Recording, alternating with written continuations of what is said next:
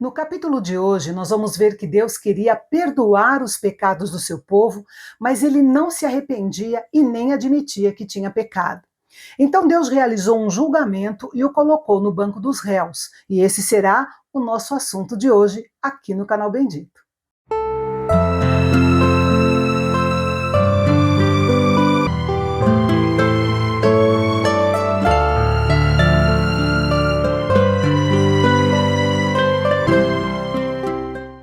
Este capítulo nos mostra uma cena como se Yahvé levasse a nação de Israel a um tribunal, a um processo judicial no qual Deus era o autor e os israelitas os réus. E ali ele começa a descrever as acusações contra o seu povo desobediente. A base do julgamento era a lei de Yahvé, a aliança que havia sido feita entre ele e o povo de Israel no Monte Sinai, mas que não demorou a ser quebrada. Yahvé destaca 3 pontos que estão conectados entre si e que faltavam no meio do seu povo. Verdade, ou seja, eles não eram mais verdadeiros e confiáveis.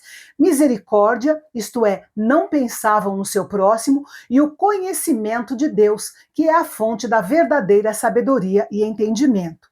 Tudo se conectava ao abandono do conhecimento de Deus. Quando esse item falta, logo a verdade e a misericórdia são coisas do passado. As pessoas não conseguem se conter, cada um faz as suas próprias regras e o caos se instala. Satanás faz com que os homens pensem que rejeitar o conhecimento de Deus é uma porta para a liberdade, mas ao contrário, é apenas um caminho para a destruição. Esse é o fruto trágico de abandonar a verdade, a misericórdia e o conhecimento de Deus. No passado, Deus havia ordenado claramente ao seu povo que ouvisse e se submetesse aos sacerdotes, que os guiaria e os ajudaria a conhecer a palavra de Deus. No entanto, quando o rei Jeroboão I estabeleceu seu próprio sistema religioso no Reino do Norte de Israel, muitos dos verdadeiros sacerdotes fugiram para o Reino do Sul de Judá. Então, Jeroboão ordenou sacerdotes que ele mesmo escolheu. E é claro que esses arremedos de sacerdote não conheciam o Senhor e a sua lei, como os sacerdotes da tribo de Levi, ordenados por Deus. O resultado já era de se esperar.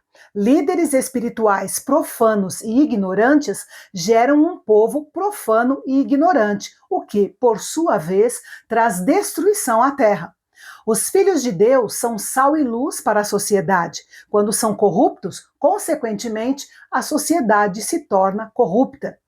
Quando o povo de Deus é destruído, não é porque Deus perdeu o seu amor ou a sua força, é porque o seu povo carece de conhecimento.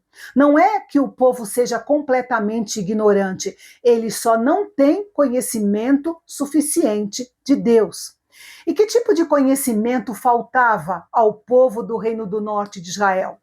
No contexto, vemos que, primeiro, lhes faltava o conhecimento suficiente da pessoa de Deus. E, em segundo lugar, lhes faltava o conhecimento suficiente da palavra de Deus. Existe uma profunda conexão entre conhecer a Deus e conhecer a sua palavra. Quando conhecemos a Deus como ele realmente é, isso afeta a nossa conduta. Onde não há conhecimento de Deus, as ofensas pessoais, como roubo, adultério e coisas do gênero, certamente prevalecerão. Os responsáveis pela falta de conhecimento do povo de Deus eram os sacerdotes, mas eles também rejeitaram o conhecimento de Deus e esqueceram a sua palavra. Por isso, Yahvé também os rejeitaria e até seus filhos seriam esquecidos pelo Senhor. A negligência dos sacerdotes demonstra a importância dos líderes na apresentação da palavra de Deus ao povo. Se ele negligenciar seu dever, não poderá conduzir o povo ao verdadeiro conhecimento de Deus e o povo acabará destruído. E o líder será responsabilizado diante de Deus. Deus abençoou os sacerdotes com abundância, mas eles tomaram a bênção de Deus como garantida e pecaram ainda mais, aceitando subornos e comendo das ofertas que eram oferecidas pelos pecados do povo. Por isso, Deus prometeu que, quando chegasse a hora do julgamento, tanto o povo quanto os sacerdotes seriam igualmente condenados, não haveria privilégios para eles. A idolatria de Israel era como adultério contra o Senhor. Esse quadro é impressionante quando consideramos o quão amoroso, fiel e bom marido Yahvé é para a nação de Israel. O adultério nunca é desculpável, mas é ainda mais hediondo contra um cônjuge bom, fiel e amoroso. O que impressiona também é que a nação de Israel não havia declarado que queria abandonar Yahvé. Eles queriam, sim, adicionar deuses pagãos à sua adoração a Yahvé. E Yahvé recebeu isso da mesma forma que um marido receberia se sua esposa dissesse: eu quero que você continue sendo meu marido, mas eu quero ter alguns amantes também. Descrever a idolatria como adultério espiritual é apropriado quando entendemos que muitos deuses pagãos eram adorados pela contratação de uma prostituta ritual. Isso era muito mais atraente do que simplesmente adorar uma estátua. Como os homens e as mulheres de Israel pecaram da mesma maneira, os dois grupos receberiam o mesmo julgamento por esse pecado. Deus não tem um padrão diferenciado para a conduta sexual dos homens e outro para a conduta sexual das mulheres. Ambos são iguais diante de Deus. A apostasia do reino do norte de Israel estava muito arraigada. Por isso, o reino do sul de Judá foi advertido a não seguir os caminhos pecaminosos de Israel. A ordem era para que os habitantes do reino do sul continuassem adorando a Yahvé em Jerusalém e não subissem às cidades de Gilgal e Bet-Aven, que eram os centros de idolatria do reino do norte. É importante ressaltar aqui que Bet-Aven significa casa da iniquidade ou de idolatria.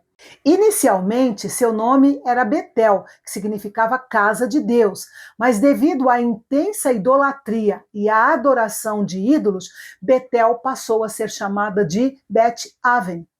Viajar para esses lugares significava compartilhar da idolatria do Reino do Norte. Quando nos aproximamos demais de práticas pecaminosas, elas muitas vezes nos contaminam. A maioria dos comentaristas entende o versículo 16 em um sentido desfavorável, ou seja, por causa da sua teimosia, o povo rebelde do norte de Israel seria levado para o deserto desolado, onde estaria exposto a feras selvagens e à solidão de um cordeiro em um pasto sem limites. A tribo de Efraim era uma das mais proeminentes e influentes no reino do norte de Israel, frequentemente sendo considerada a tribo dominante. Por isso, os profetas frequentemente se referiam ao reino do norte de Israel como Efraim. Efraim estava entregue à idolatria adúltera, à arrogância e à teimosia. Quando o poderoso exército assírio viesse contra eles, Yahvé iria deixá-los sozinhos e eles teriam que lutar por si mesmos. Tudo o que é preciso para um homem ser derrotado e acabar no inferno é Deus deixá-lo à mercê de si mesmo. Nós precisamos de Deus para nos proteger contra os nossos inimigos espirituais e até para nos proteger de nós mesmos. Devemos pedir sempre ao Senhor que não nos deixe sozinhos, pois somos totalmente dependentes dele. E no próximo capítulo, vamos ver o Senhor advertindo seriamente a liderança espiritual e política do Reino do Norte de Israel. Eles estavam mudando os limites espirituais estabelecidos por Deus, mudando a fronteira entre o certo e o errado, entre a religião verdadeira e a religião falsa, e entre o Deus verdadeiro e os ídolos. É amanhã, aqui no Canal Bendito. Até lá.